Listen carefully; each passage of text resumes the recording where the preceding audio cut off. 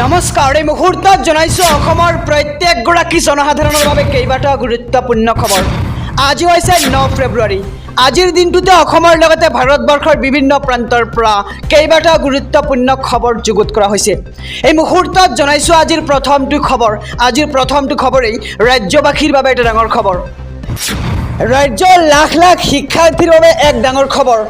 Matric higher ছেকেণ্ডাৰীত আৰু নাথাকিব ষ্টেণ্ডৰ ব্যৱস্থা। আগন্তুক শিক্ষাবৰ্ষৰ পৰা ঘোষণা নহয় স্থানপ্ৰাপ্তৰ তালিকা। বিধানসভাত শিক্ষাৰ বিশেষ বিধেয়ক দাখিল কৰে চৰকাৰে আৰু শীঘ্ৰেই একত্ৰীকৰণ হ'ব সেৱা আৰু উচ্চতৰ মাধ্যমিক শিক্ষা সংঘত। ইতিমধ্যে একত্ৰীকৰণ কৰা হৈছে প্ৰাথমিক আৰু মাধ্যমিক শিক্ষা সংঘত। এখন বৰ্ডে অনুষ্ঠিত কৰিব বিদ্যালয়ৰ শিক্ষান্ত পৰীক্ষা। একত্ৰীকৰণ কৰা নতুন বৰ্ডে অনুষ্ঠিত কৰিব নৱম, দশম, একাদশ আৰু দ্বাদশ শ্ৰেণীৰ পৰীক্ষা। আৰু আনুষ্ঠানিকভাৱে এই কথা ঘোষণা কৰিলে শিক্ষামন্ত্ৰী ডক্টৰ ৰণোজ পেগুৱে। এই মুহূৰ্তত জনাইছো আজিৰ দ্বিতীয় নম্বৰ খবৰটো। ঈদৰ কুৰবানীক লৈ মুখ্যমন্ত্ৰী হিমন্ত বিশ্ব শৰ্মাৰ ডাঙৰ মন্তব্য। ঈদত গো কুৰবানী দিলে আমি কষ্ট পাওঁ। মুখ্যমন্ত্ৰী হিমন্ত বিশ্ব শৰ্মাৰ মন্তব্য। কেইবাটাও মন্তব্য আগবঢ়াইছে, আমি সবিশেষ জনাবলৈ চেষ্টা কৰিম। গো কুৰবানী দিব লাগিব বুলি কোনো বাধ্যবাধকতা নাই আৰু গো মাংস নোখোৱাকৈও থাকিব পাৰি। অসমীয়াৰ লগত চেলেঞ্জ কৰাৰ সময় নহয় এয়া, আৰু অসমীয়া সমাজৰ লগত জিন যোৱাৰ সময়হে।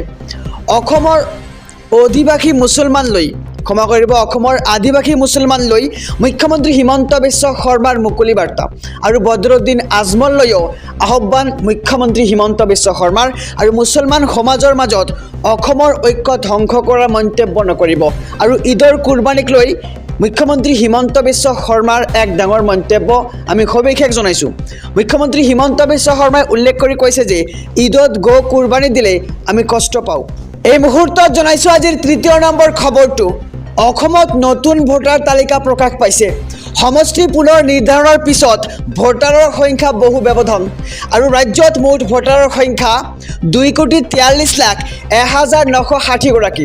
আৰু নতুন ভোটাৰ সংযোজিত হ'ল 7,26,883 গৰাকী। ভোটাৰ তালিকাৰ পৰা নাম কৰ্তন কৰা হৈছে 7,27,291 গৰাকীৰ। আৰু বিশেষভাৱে সক্ষম ভোটাৰৰ সংখ্যা 1,69,668 গৰাকী। আৰু ৰাজ্যৰ মুঠ ভোট কেন্দ্ৰৰ সংখ্যা 2,08,645টা। আৰু প্ৰতি 1000 জনসংখ্যাৰ বিপৰীতে ভোটাৰৰ সংখ্যা 637 গৰাকী। আৰু সৰ্বাধিক ভোটাৰ থকা বিধানসভা সমষ্টি 51 নং দলগাঁও সমষ্টি। আৰু দলগাঁও সমষ্টিত ভোটাৰৰ সংখ্যা 2,96,846 গৰাকী। আৰু লোকসভা সমষ্টিৰ সৰ্বাধিক ভোটাৰ ধুবুৰীত সৰ্বমুঠ 26,74,403 গৰাকী ভোটাৰ ধুবুৰী লোকসভা সমষ্টিত। আৰু সৰ্বনিম্ন ভোটাৰ থকা বিধানসভা সমষ্টি 12 নং আমৰি সমষ্টি। আৰু সৰ্বনিম্ন ভোটাৰ থকা লোকসভা সমষ্টি হৈছে ডিফু। আৰু যিকোনো আপত্তিৰ বাবে অনলাইন আৰু অফলাইনেৰে আপুনি কৰিব পাৰিব আবেদন। আৰু আপুনি ভিজিট কৰিব লাগিব ceo.assam.nic.in। আৰু মুখ্য নিৰ্বাচন বিষয়াই প্ৰকাশ কৰিলে ভোটাৰ তালিকা। সাধাৰণ জনতালৈ মোদী চৰকাৰৰ আন এক উপহাৰ। ৰেচন কাৰ্ডৰ দৰেই আন এক অভিলাষী আঁচনি ঘোষণা। আৰু বিনামূলীয়া নহয়, এইবাৰ ৰেহাই মূল্যত চাউল দিব চৰকাৰে। এতিয়াৰে পৰা 29 টকাতে লাভ কৰিব আপুনি চৰকাৰী চাউল। আৰু প্ৰতি কেজি চাউল 29 টকা ৰেহাই মূল্যত পাব জনতাই। এই মুহূৰ্তৰ খবৰ জনাইছোঁ সমূহ দেশবাসীক। চৰকাৰী এজেঞ্চিৰ জৰিয়তে সস্তাতে লাভ কৰিব আপুনি এই চাউল। আৰু NAFED NCCF কেন্দ্ৰীয় ভাণ্ডাৰৰ দোকানত পাব এই চাউল।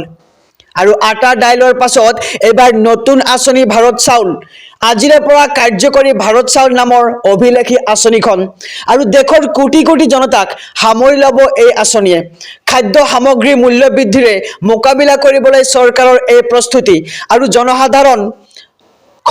সাধাৰণ জনতালৈ মোদী চৰকাৰৰ আন এক উপহাৰ।